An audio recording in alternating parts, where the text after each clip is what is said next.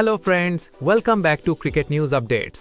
আর মাত্র কয়েক সপ্তাহের অপেক্ষা, তারপরই শুরু হতে চলেছে টাটা আইপিএল 2026। হ্যাঁ বন্ধুরা, টুর্নামেন্ট ঘিরে প্রস্তুতি যখন তুঙ্গে, ঠিক তখনই নিজেদের অধিনায়ক নির্বাচন নিয়ে বড় ঘোষণা করেছে কলকাতা নাইট রাইডার্স। সমস্ত জল্পনার অবসান ঘটিয়ে ফ্র্যাঞ্চাইজিটি জানিয়েছে আসন্ন মরশুমেও দলের নেতৃত্ব দেবেন অভিজ্ঞ অজিঙ্ক্য রাহানে। গত মরশুমেও রাহানের নাইটদের অধিনায়ক ছিলেন।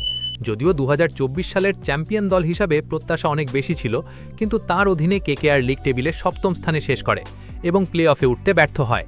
তবে ব্যক্তিগত পারফরমেন্সের দিক থেকে রাহানে উজ্জ্বল ছিলেন এবং তিনি দলের সর্বোচ্চ রান সংগ্রাহক হন। সম্প্রতি একটি ভিডিও পোস্ট করে কেকেআর ম্যানেজমেন্ট জানায় যে গতবারের ব্যর্থতা সত্ত্বেও তারা রাহানের অভিজ্ঞতার ওপরই ভরসা রাখছে। অন্যদিকে দলের ঘরের ছেলে রিঙ্কু সিংকে অধিনায়ক করার দাবি উঠেছিল বিভিন্ন মহল থেকে। প্রাক্তন ক্রিকেটার আকাশ চোপড়া সহ অনেকেই মনে করেছিলেন রিঙ্কুর নেতৃত্ব দেওয়ার যথেষ্ট অভিজ্ঞতা রয়েছে। তবুও শেষ পর্যন্ত ম্যানেজমেন্ট রাহানেকেই বেছে নিয়েছে, যা নিয়ে কিছু সমালোচনাও হয়েছে। এছাড়া 2026 মৌসুমের আগে কোচিং বিভাগে বড় পরিবর্তন আনা হয়েছে। অভিষেক নায়ারকে প্রধান কোচ করা হয়েছে। তার সঙ্গে রয়েছেন শেন ওয়াটসন, অন্দ্রে রাসেল এবং টিম সাউডি। নিলামেও কেকেআরের আগ্রাসী মনোভাব নজর কেড়েছে। ক্যামেরন গ্রিন ও মাথিসা পাথিরানাকে দলে নিয়ে তারা শক্তিশালী স্কোয়াড গড়েছে।